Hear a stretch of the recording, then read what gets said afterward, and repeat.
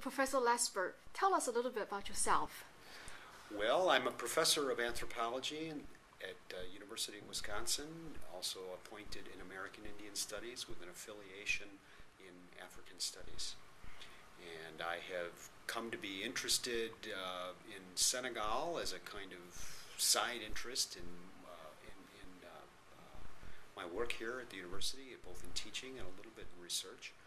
And it took us, I was invited with Jim Delahanty, and he invited me and a camera person, Sheila Reeves, who is in life sciences communication, and we went to Senegal to talk to people about Christian-Muslim relations.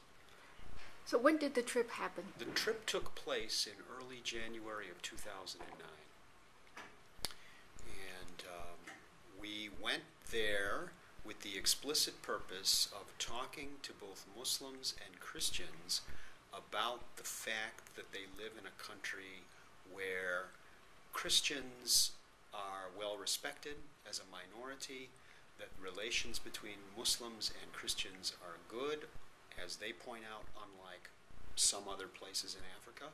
This is a point of some pride for at least Senegalese Muslims, perhaps also Senegalese Catholics and other kinds of Christians as well, not only just Catholics, but it seems to be a point of pride for them. So we interviewed a number of people and asked them questions about Christian-Muslim relations. Is that the first time you went to Senegal? I've been to Senegal. That was my third trip to Senegal. Previous trips were to teach and to visit. My daughter was a student here at UW and did her junior year in Senegal, so I visited her and then 2 years later came back to teach a 6-week course on American culture at Gaston Berger in Saint Louis. So on that trip, what's your biggest impression? My biggest impression was of the different dimensions that account for why it is that Christians and Muslims get along with each other as well as they do. One is this idea of teranga, a conception of their own hospitality that they feel that they need to live up to, which includes, as hospitality implies, being good to the other. And in a country that has 90-95% Muslim population, in some ways the other is a Christian. Though, and this gets into other aspects of the dimension, the first president of Senegal was a Catholic. He was from a minority group and he was a Catholic and he was president for 25 years. Every head of state in Senegal, and now they've had 3, has had a Catholic wife. So at the very top of the society, we have interfaith families. And this was something that they pointed to, that this kind of thing is common. Well, I really wonder how common can it be if only 5 to 10% of the country is, but where it does happen, it is people are proud of the fact that it does happen. One of the things that we noticed there, we visited one of the Catholic schools, a church and school complex, and we were brought into one of the classrooms where about 90% of the students in that classroom were Muslim. And there was the crucifix, and there were the nuns, and these children are learning in a Catholic school. They're typically middle-class students, I would say, the small middle class in Senegal. Some segment of that middle class sends its children to Catholic schools, which means that the educated part of that country is on rather familiar terms with Christianity by virtue of their early schooling. So there's a familiarity there that I think may account for the tolerance and the mutual understanding and the mutual respect that's present there in Senegal. So what was taught in the school? Does it include Bible or? My understanding is that they did learn some Catholic and Christian theology. There are Catholic and Christian students in those classrooms. My understanding is that they would learn that as well, and this would be treated as an academic subject for the children. But I can't say. We visited for a morning, and we were shown around a lot, and did not get to ask all the questions that we might have under other circumstances. So what do you think is the biggest reason or secret for the interfaith harmony there? Is that ingredient, that secret, can it be duplicated in other countries? I think that the model can be aspired to. I think that in countries that have a larger percentage of Christians, that it's a harder thing to do. I don't think that the Christian minority in Senegal is perceived as a great threat to the state or to the well-being of Muslim people. So it's got a little bit to do with numbers.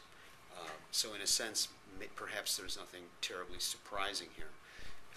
It was, however, something that people were proud of, that they saw themselves as the kind of people who visited with each other on each other's feasts and holidays.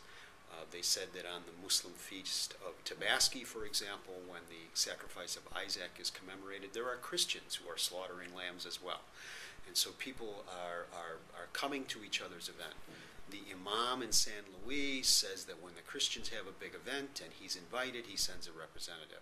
The cardinal will come to certain Muslim events. So you get a sense of a respect, a familiarity with each other, and the fact that people aren't particularly threatened by each other's presence.